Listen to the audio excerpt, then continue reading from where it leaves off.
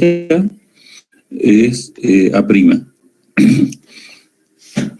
El corte de la sección de la presa, de la represa, tiene un área A.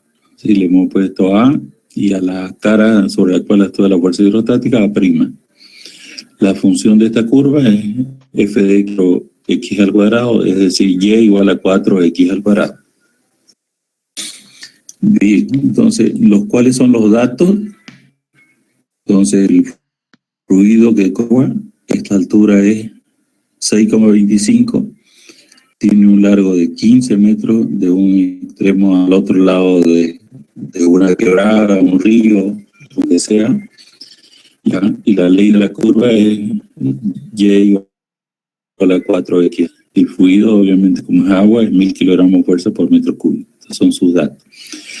Estos son los datos explícitos del problema, es decir, dando numéricamente. Pero a raíz de estos datos también aparecen datos implícitos que los tenemos que generar. Es decir, a partir de los datos explícitos obtenemos los datos implícitos. Ya, por ejemplo, tengo que desde aquí hasta aquí. Yo sé que la función es y igual a 4x al cuadrado. Entonces, si yo quiero saber este ancho, y igual a h, digamos, y igual a h. Entonces, h igual a 4 por b al cuadrado. Cuando sea h, y va a valer b. Y así determino que b es igual a 1,25. Ese es un dato implícito. Si yo conozco h y conozco la función, puedo... Entonces, y también puedo tener la ecuación variable en función de x. Este es y igual a 4x al cuadrado y también puedo decir igual a 1/2 de y elevado a 1/2. ¿Ya? Es decir, despejando x de la función y también sé que la fuerza resultante va a requerir que yo primero determine la fuerza vertical y la fuerza, ¿sí? Entonces, la fuerza horizontal tiene otra fuerza que se opone, que es la fuerza hidrostática del empuje del fluido. Y entonces, si yo calculo la fuerza hidrostática, voy a tener la componente horizontal de la fuerza resultante. Entonces, F sub H va a ser igual a la fuerza resultante, la fuerza hidrostática igual a la fuerza resultante horizontal. Y la fuerza vertical, la componente vertical de la resultante va a ser igual, tiene que ser igual al peso. No puede ser ni mayor ni menor, tiene que ser igual a lo que actúa por encima del muro, que es el peso del fluido.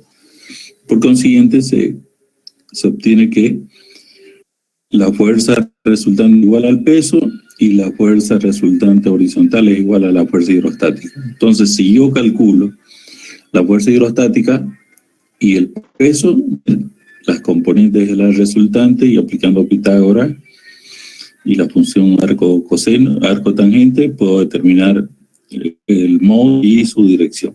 Y hacemos eso, procedemos a hacer eso. A', entonces va a ser sobre la que actúa la fuerza hidrostática, que va a ser igual a H por la longitud L, ¿sí? Y H sub C, como la sección sobre la que quiero calcular la fuerza hidrostática es rectangular, entonces 1/2 de H viene a ser la profundidad. Bien, y esta área A dice depende de la función f igual a x4 a f de x, ¿sí? Depende de esta función. De eso va a depender A. Entonces, también te lo tenemos que calcular. Procedemos entonces a calcular la fuerza hidrostática. Ya conocemos la ecuación. Sabemos que H sub C es 1/2 de H, que A' es H por L, y el peso específico igual a 1000.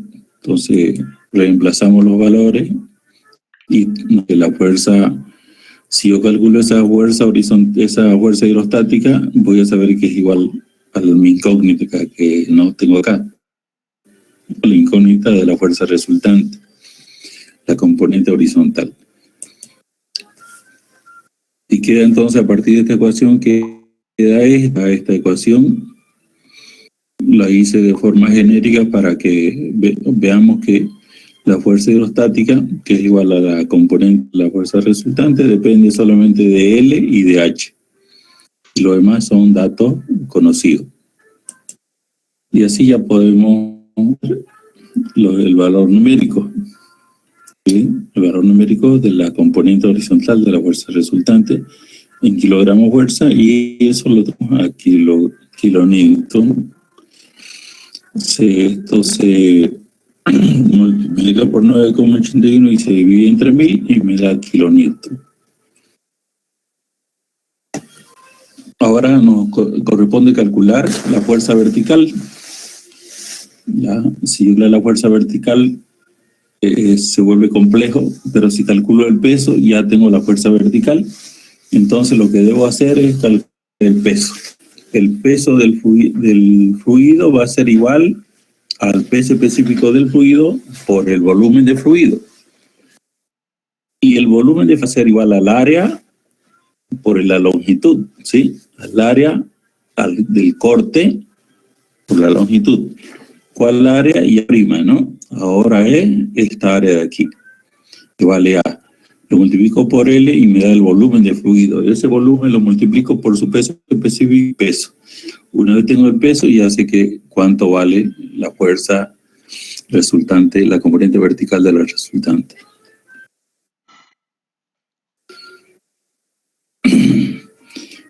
Entonces, para poder calcular esta área, yo lo puse todo ya en la gráfica. En realidad este es un elemento que estaba suelto aquí. Tomo un elemento diferencial pequeño elemento de diferencial de Y, que lo coloco a una profundidad Y, ¿sí? Por tanto, la longitud de aquí a acá será, y su altura será diferencial de Y. Por lo tanto, el área será X por diferencial de Y. Eso es un área diferencial. Yo integro esta ecuación diferencial de área, la integral de diferencial de área me va a dar el área total. Va a ser igual a la integral de Y. Ahora, yo sé cuánto vale X de la función Y igual a 4X cuadrado. Coloco ese valor en lugar de X. Lo despejo de aquí. Me da esta expresión. Constante fuera de la integral. Me queda la integral va a ser entre 0 y H. Entre 0 y H. Va a quedar un tercio de Y a la 3 medio entre 0 y H. Entonces directamente un tercio de H medio, y eso da 208 metros cuadrados. El área que tengo acá. Ahora, esa área la multiplico por la longitud, que vale 15. ¿Sí? Y el volumen, y lo multiplico por el peso específico, y me da la fuerza, que el peso, que es igual a la fuerza resultante vertical, me da este valor numérico, que transformado a kilonewton se obtiene este valor.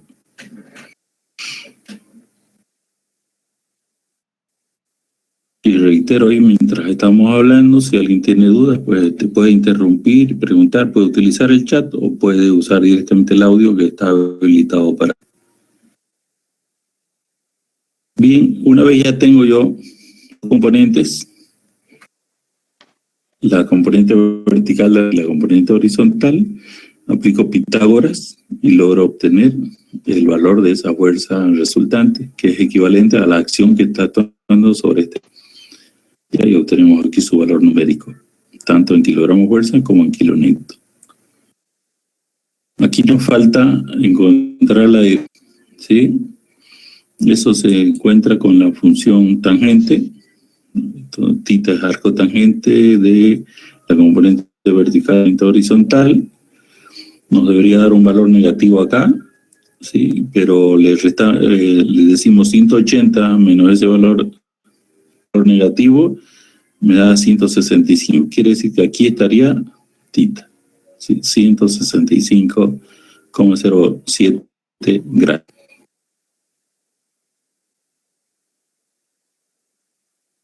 Bien, ya hemos calculado el inciso A. Esto nos permite determinar la fuerza resultante y su dirección. La fuerza resultante y su dirección. Ahora nos faltan las coordenadas de este punto. Es que necesitamos conocer H sub P y X sub CM. Para H sub P ya conocemos muy bien, para calcular las coordenadas, conocemos para H sub P la ecuación. ¿Sí? La ecuación ya conocida. La inercia será la inercia de un rectángulo, base por altura al cubo sobre 12, H sub C vale 1 medio y A es exactamente H por L. Reemplazamos y da 2/3 de H, ¿sí? 2/3 de H, se llega a determinar 2/3, sin reemplazar, va simplificando, obtener 2/3 de H, se le aplica el valor de H y queda 4,166 la profundidad a la que se encuentra el punto donde está actuando la fuerza resultante. Nos falta conocer de este borde a qué distancia, X sub CM. Pero para eso ya, como esta es una sección variable, entonces tenemos que entrar a la parte ya de funciones de matemáticas, de análisis diferencial e integral para poder determinar la distancia. Entonces, la teoría dice que el centro de masa será igual, multiplicado por el área total, será igual a X', que es X', es la distancia a la que se encuentra del centro de masa elemento diferencial. Este es diferencial de área. Como es elemento diferencial, se comporta como un rectángulo y por lo tanto X' estará por aquí, ¿sí? En esta posición, y la distancia será 1 medio de X, ¿sí? Desde aquí hasta aquí hay X. Por lo tanto, de medio de X, como hemos puesto aquí X', entonces vale 1 medio de X. Ya, y inicial de área va a ser la distancia X por su altura diferencial de Y. Entonces queda 1 medio de X. Como estará multiplicado por A, pasa a dividir, ¿sí? Y nos queda 1 medio de 1 sobre A, X al cuadrado por diferencial de Y. De acá de la ecuación despejamos X al cuadrado y nos queda 1 medio de 1/4 de Y. 1/4 de Y es X al cuadrado, despejando de aquí. Reemplazamos los valores acá y nos queda una de 1/8 por 1 sobre A, la integral de Y por diferencial de Y. Y eso queda 1 medio de Y al cuadrado sobre 2, entre 0 y H. Entre 0 y H. Entonces, como este es 1 medio por 1/8, sellado de 1 sobre A por H al cuadrado, nos da ese valor. Ese es el valor de él a la que se encuentra con respecto a esta línea, la distancia X sub CM. Entonces, de aquí hasta aquí hay 0,4875. Acá hacia abajo hay 4,166 metros. Y ahí está la posición donde actúa la fuerza resultante, con una acción de 163 grados. Y eso era así de simple, digamos, la forma en que se resuelve cuando tenemos funciones más, no elementos que son lineales, digamos, ¿no? Esto puede variar, pero el procedimiento es exactamente el mismo.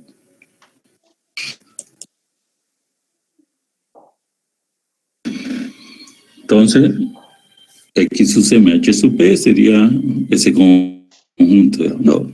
4,1666 que es de aquí hasta acá, y 046875 desde aquí hasta aquí. Con lo cual estaría concluido el ejercicio que pusimos de ejemplo para satisfacer la demanda del compañero, los compañeros que me llamaron que lo vuelva a este ejercicio. Bien, ahora entramos a la parte de introducción de la parte hidrodinámica.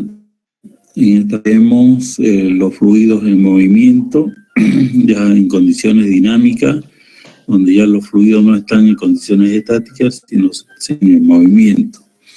En esta parte vemos todo, vamos a ver todos los conceptos relacionados con el movimiento de los fluidos, ya, a efecto de poder de manera exacta el comportamiento de los fluidos y poder determinar las ecuaciones del movimiento, de la cantidad de movimiento, entre otras, y las ecuaciones de Bernoulli y todas las ecuaciones que son relacionadas con el de fluidos, ¿ya? Es decir, el movimiento de los fluidos.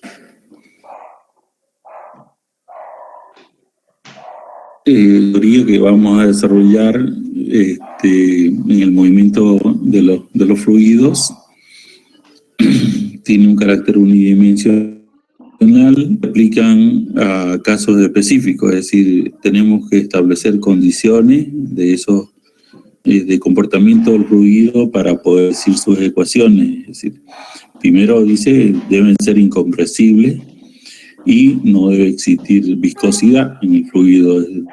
Dos de las estableciendo a priori para poder delinear y demarcar y establecer las ecuaciones que gobiernan la hidrodinámica de la mecánica de fluidos. Euler, que también la vamos a plantear ya, este señor ya da a conocer ya en el siglo XVIII y continúa así, de que las leyes de la mecánica de fluidos solo se pueden expresar de manera simple si establecemos ideales de su comportamiento, es decir, tenemos que idealizar el comportamiento del fluido para poder determinar ecuaciones, y entre eso, además de que no tiene que tener viscosidad, de que deben ser incompresibles, se deben de los efectos de rozamiento, y vuelvo a reiterar la viscosidad, porque la viscosidad está relacionada justamente a la pérdida de energía, y el movimiento también está asociado a la pérdida de energía. Ya, y entonces, como introducción,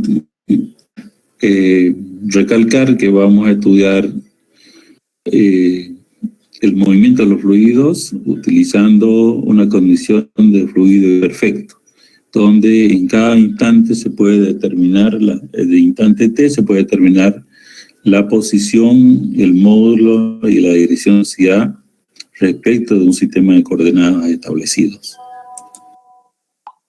Entonces, los principios más útiles que vamos a utilizar son el balance de materia o ecuación de continuidad, que la vamos a determinar, las ecuaciones del balance de la cantidad de movimiento de las partículas, y el balance de materia de energía mecánica, que es a través del trabajo mecánico, que lo vamos a establecer a partir del teorema del Gia. Ya, se establece entonces que deben ser los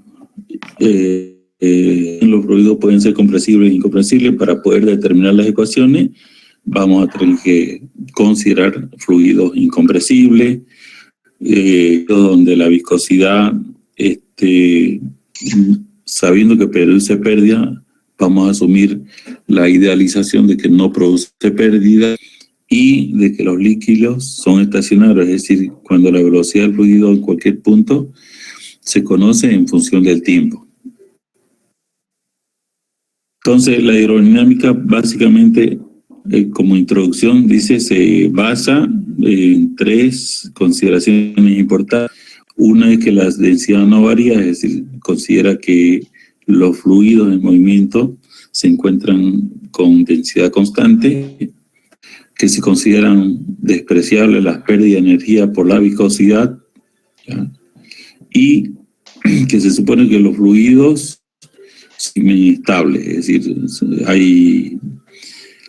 decir, hay un comportamiento permanente y uniforme del flujo de fluido.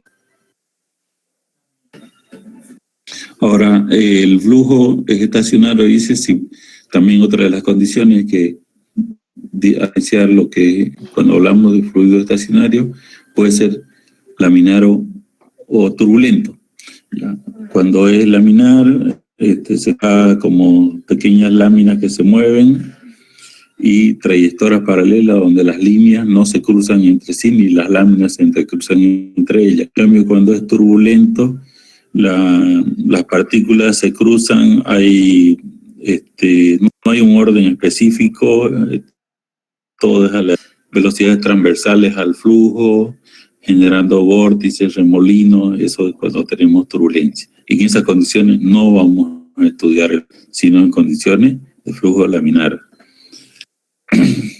Lo que trata de señalar entonces acá es que con láminas imaginarias y como líneas de corriente cada partícula. Entonces, en la parte hidrodinámica, su campo es el que nosotros vamos a trabajar, el estudio de los fluidos en movimiento en la parte hidrodinámica. Bien, ¿cómo definimos entonces? Básicamente es la parte de la mecánica que estudia el movimiento de los fluidos, pero hay que tomar en cuenta que este movimiento por un campo vectorial de velocidades correspondiente a las partículas del fluido y de un campo escalar de presiones correspondiente a los distintos puntos del fluido. ¿Cuáles son los elementos que vamos a considerar para empezar a definir las ecuaciones de la dinámica de fluidos? Bueno, vamos a basarnos en el principio de conservación de masa, los principios de la energía cinética, el principio de la cantidad de movimiento de las partículas.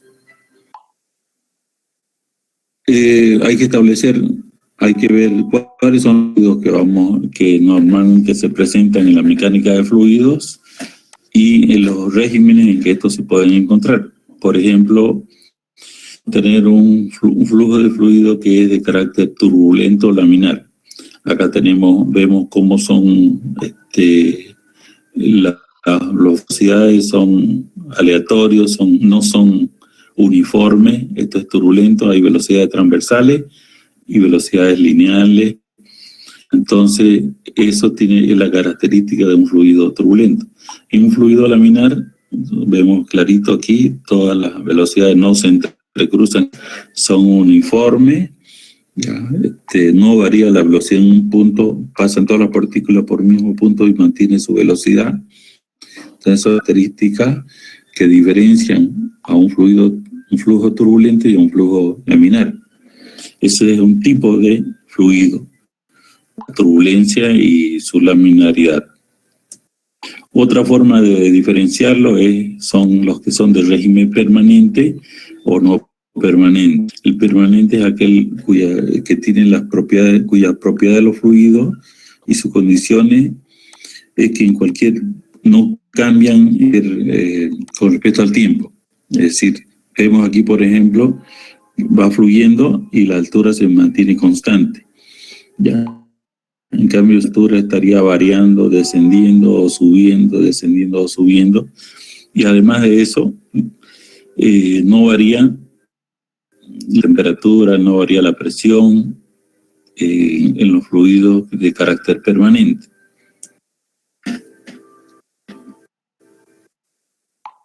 Ahora también lo podemos clasificar como un tipo de fluido de carácter uniforme y no uniforme. Tiene un fluido de flujo uniforme y un fluido de flujo no uniforme. Cómo van variando las velocidades respecto al desplazamiento. Ya, cuando es un fluido uniforme, la variación de velocidades respecto al desplazamiento es igual a cero, es decir, permanece constante. Pero si es no uniforme, entonces esa derivada la variación de la velocidad respecto al desplazamiento ya no es igual a cero, está variando su velocidad. Bueno, este es más simple ya, se lo tipifica también como hemos establecido que para considerar la mecánica de fluidos, vamos a tomar en cuenta que los líquidos vamos a trabajar con líquidos incompresibles, es decir, se los somete a presión y en cualquier circunstancia mantiene el mismo volumen. Un gas, fíjese usted, genera una presión y hay una pérdida de volumen notoria, digamos. Entonces los gases son bastante compresibles. Nosotros vamos a trabajar con flujo incompresible. La viscosidad es la pérdida de energía por rozamiento, hay una disipación de energía y se considera que en un fluido ideal la viscosidad es cero, es decir, no hay pérdida. Y acá claramente lo que se quiere tipificar es que a medida que va yendo el flujo, por esas pérdidas de energía, la presión va variando, fíjense, su energía va variando, va perdiendo energía, pero cuando estamos en un fluido ideal no viscoso, sin sea de energía, se mantiene uniforme.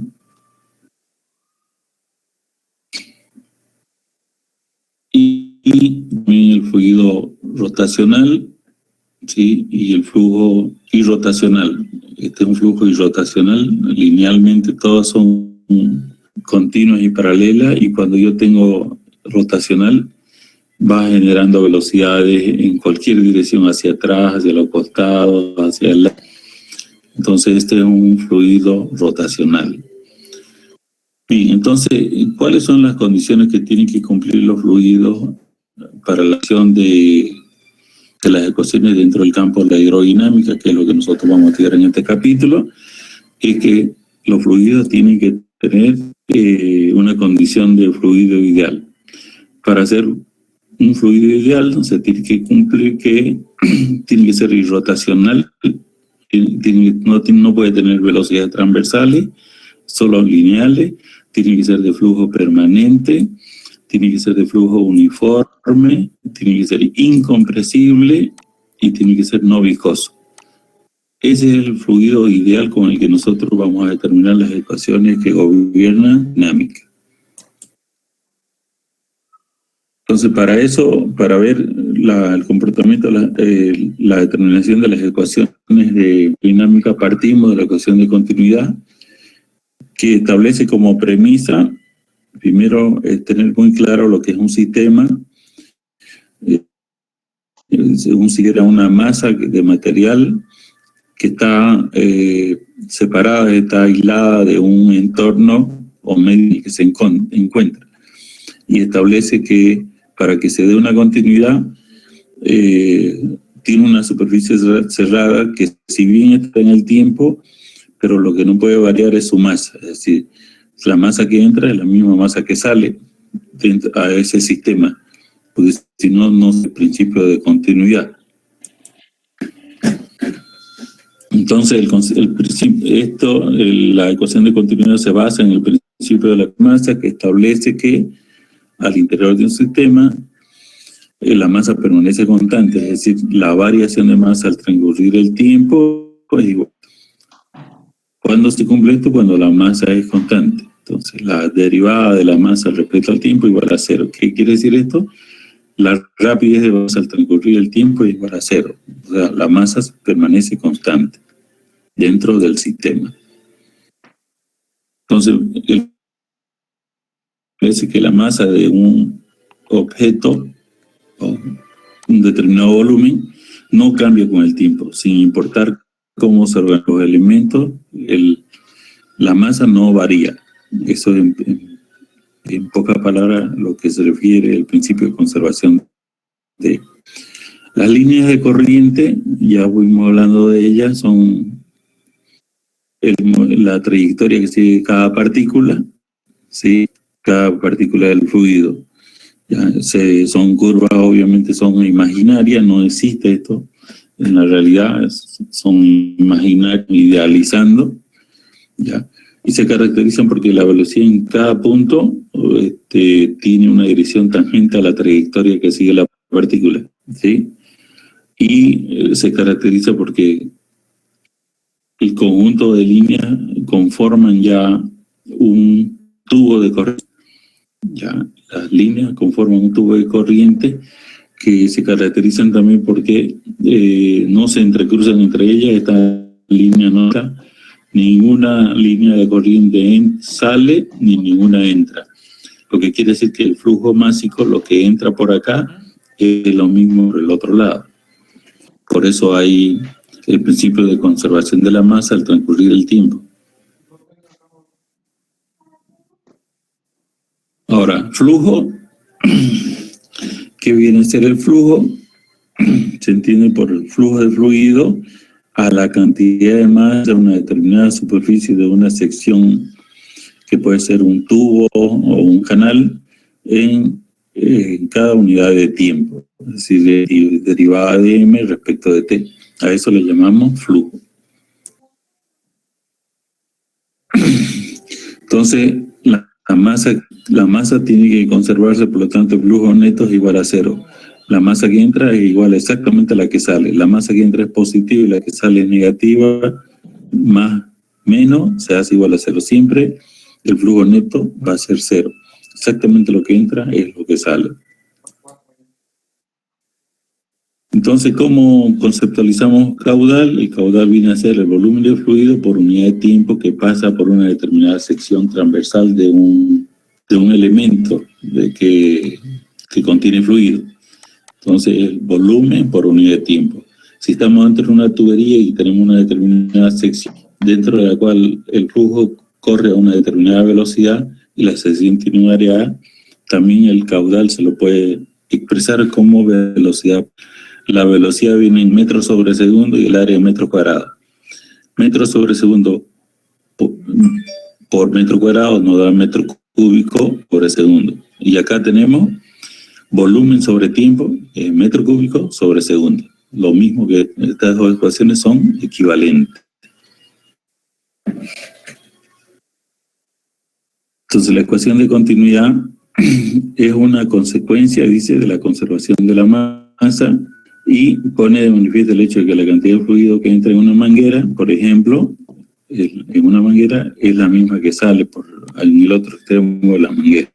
Y demuestra que el caudal es constante, es decir, puede variar la sección, pero el caudal siempre va a ser el mismo volumen por unidad de tiempo. Y aquí ven, por ejemplo, tenemos una sección inicial de área y posteriormente tenemos una sección reducida.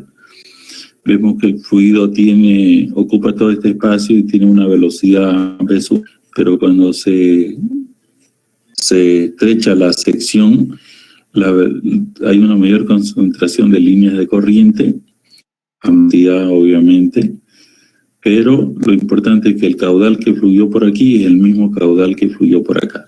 O sea, gasto o caudal es lo mismo. Algunos autores le llaman gasto, a otros le llaman caudal. Nosotros normalmente lo vamos a llamar caudal, pero de todas maneras igual, si lo gasto igual vale lo mismo y significa lo mismo. Entonces, para demostrar la ecuación del principio de continuidad, vamos a utilizar como base el principio de conservación de la masa. Ya, para que el flujo es permanente e ideal y que la masa de flujo que atraviesa de una corriente siempre respecto del tiempo va a ser constante. Vamos a considerar una sección de un tubo de sección variable. Ya parte de una sección más ancha. Vamos a tomar dos secciones, una sección al inicio que le vamos a llamar sección 1 en la parte inferior y una en la parte superior, y vamos a analizar el movimiento de la masa en un tiempo delta t, que hace un recorrido, o sea, delta x, en una determinada sección, ¿ya? Donde vamos a tener en una sección una velocidad y otra velocidad en la sección 2. ¿Cómo lo graficamos? Graficamos de esta manera. Tenemos área reducida y área ensanchada. La distancia delta x1 será mayor a delta x2 porque acá la sección es mayor y acá la sección es menor. Acá tendremos como una sección reducida a una gran velocidad y acá tenemos una sección ensanchada, se reduce la velocidad notoriamente. Y vamos a partir de este principio que el flujo másico, la masa por unidad de tiempo, es la misma en ambas secciones porque no está entrando ni saliendo. Este es un tubo al cual no ingresa ni sale ninguna partícula que no sea del sistema. O delta T es el mismo en ambos extremos. Entonces, lo que recorre aquí delta X1 con esta velocidad en un tiempo delta T, mismo que recorre acá esta distancia delta X2 con la velocidad v sub 2. Es el mismo tiempo para ambos volúmenes en ambas secciones. La densidad será delta M, la sección de masa, por la delta B, por el elemento de volumen. Acá hay un delta M dividido entre delta B, que es el volumen. Entonces, la densidad es masa sobre... Si despejamos la masa, va a ser delta M igual a la densidad por el volumen. Pero el volumen aquí es igual. Entonces, el volumen va a ser el área por delta X, ¿sí? Estoy mirando esto, pero puede ser cualquier sección, por eso no le hemos puesto, puede ser esta de aquí, o puede ser por acá, por el medio, pero lo hemos puesto sin subíndice. El área es el área obviamente transversal en cada sección que se analiza. Ahora, la velocidad va a ser de la distancia recorrida entre la unidad de tiempo, que es delta T. De ahí despejamos delta X y nos va a dar velocidad por delta T. Lo que estoy queriendo es determinar esta variable para poner delta M en función de los datos de delta M, de delta B. Y ya calculé entonces de delta B, ya sé que es delta X, está aquí, B por delta T por A. Entonces, ese valor aquí. Entonces, delta M va a ser densidad por velocidad, ¿sí? Porque era por, ¿se acuerdan? Era delta B. Pero voy a reemplazar delta B por delta X, que vale B por delta T, multiplicado por el área A. Y entonces tengo el flujo por cualquier sección, ya sea que esté aquí, en cualquier lugar. Este es el flujo de masa en un determinado tiempo. Entonces, yo sé que en cualquier sección corre en determinado tiempo delta T. Entonces, ahora vamos a analizar la masa en la sección 1 y la masa 2, ¿sí?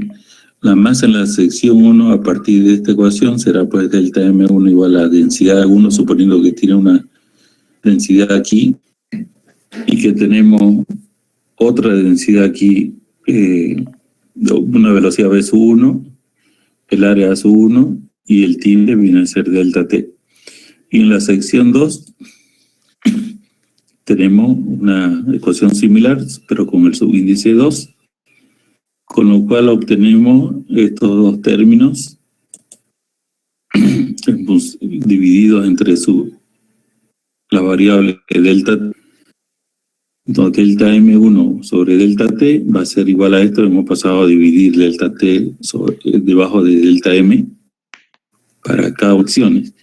Ya. Pero sabemos que el flujo másico es constante, dijimos, hay principio de continuidad, es incompresible. Hemos dicho que es un tubo de corriente al cual no entra ni sale, este es el sistema, lo que entra sale. Entonces el flujo de masa por unidad de tiempo va a ser igual en esta sección 1 como en la sección 2. Consiguientemente podemos concluir que el flujo másico en ambas secciones van a estar exactamente igual, con lo cual podemos igualar estas dos de aquí. Y nos queda esa ecuación en función de la densidad, la velocidad y el área de la sección en cada una de las dos secciones. Pero hemos dicho que este es un fluido incompresible, por lo consiguiente mantiene su densidad es constante, no varía. Es decir, sabemos que la densidad 1 igual a la densidad en 2 igual a una densidad única.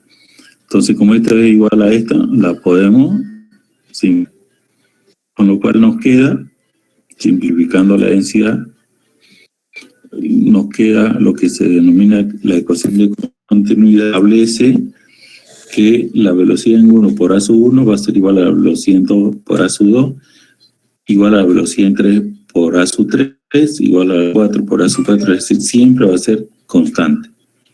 ¿Sí?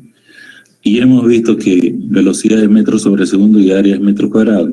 Entonces, metro sobre segundo. En otras palabras, velocidad por área viene a ser lo que nosotros conocemos como volumen sobre tiempo para cualquier sección. Siempre va a ser constante. Caudal va a ser velocidad por área. Entonces, aquí claramente vemos una sección reducida y una sección y vemos cómo es inversamente proporcional a su velocidad. Mientras más estrecha, mientras más reducida esté esta área, mayor velocidad. Mientras más ensanchada esté la sección, menor va a ser su velocidad. Entonces, lo importante es que a pesar de que eso pueda variar, de que se ensancha el área y se reduce la velocidad, o se reduce el área y se aumenta la velocidad, lo importante es que siempre el flujo máximo caudal va a ser siempre velocidad por área o volumen sobre tiempo. ¿Sí? Bien. Bueno, para afianzar un poquito lo que ya hemos hecho,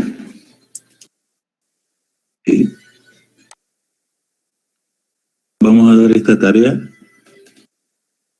Ya, la ecuación de Bernoulli es muy larga, no da para que la hagamos ahora, de manera 2 horas más.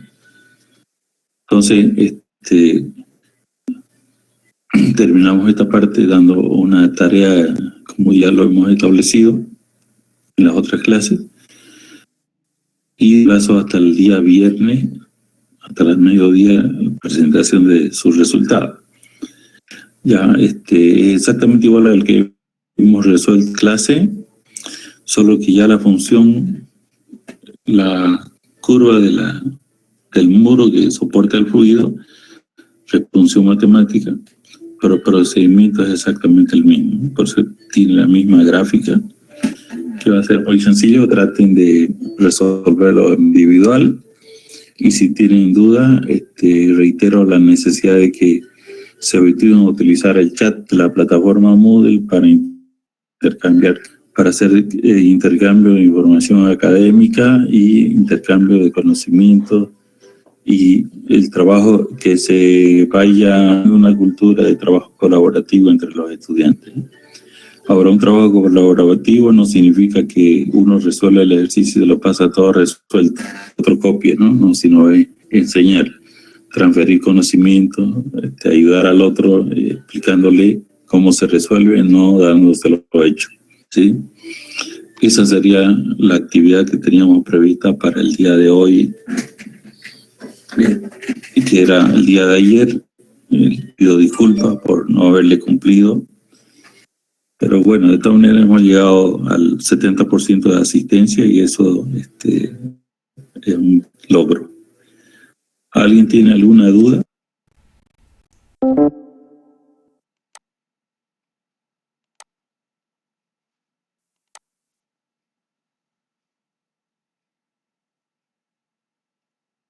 Hola, hola, hola, hola.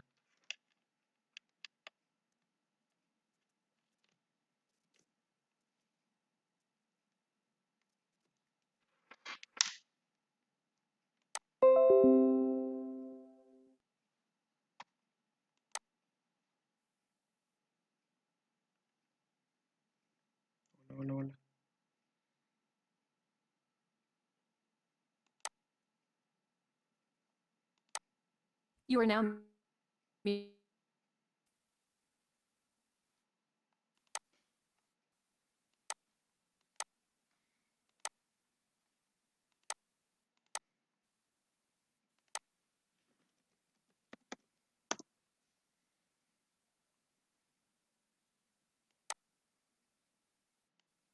Ingeniero.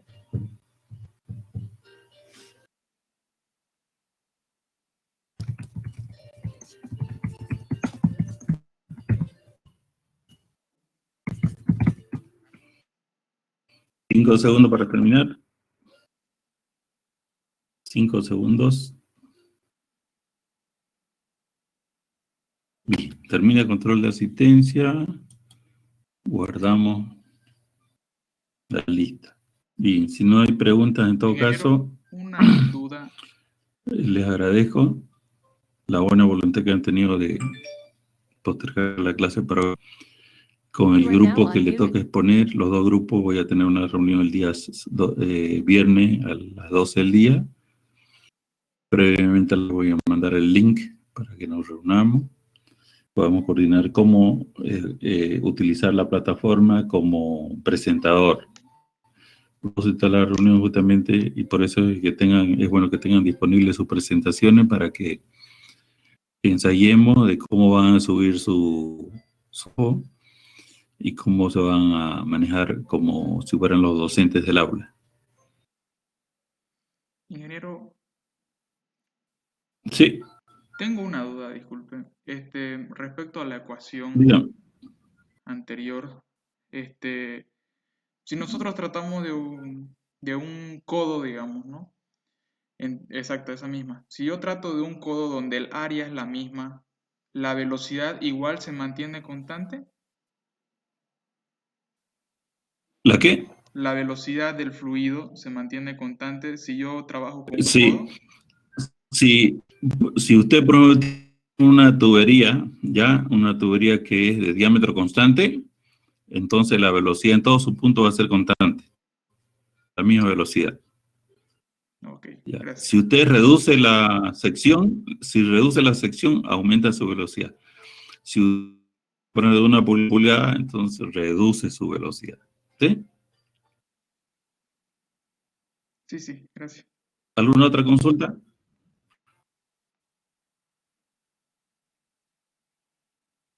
Le agradezco mucho, entonces, si no tienen preguntas, podemos ir retirándonos.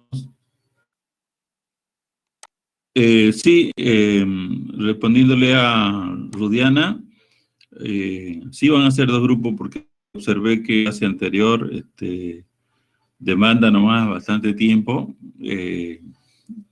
Con 3 grupos no sobrepasaríamos de las 15 minutos. Yo sé que ustedes tienen clases de otras materias después de nuestra clase. Por esa razón es que te dije nomás que sean 2. Ya cuando veamos que sí se puede hacer, podemos aumentar, digamos, ¿no? Pero ahora vamos con 2, señorita Rudiana.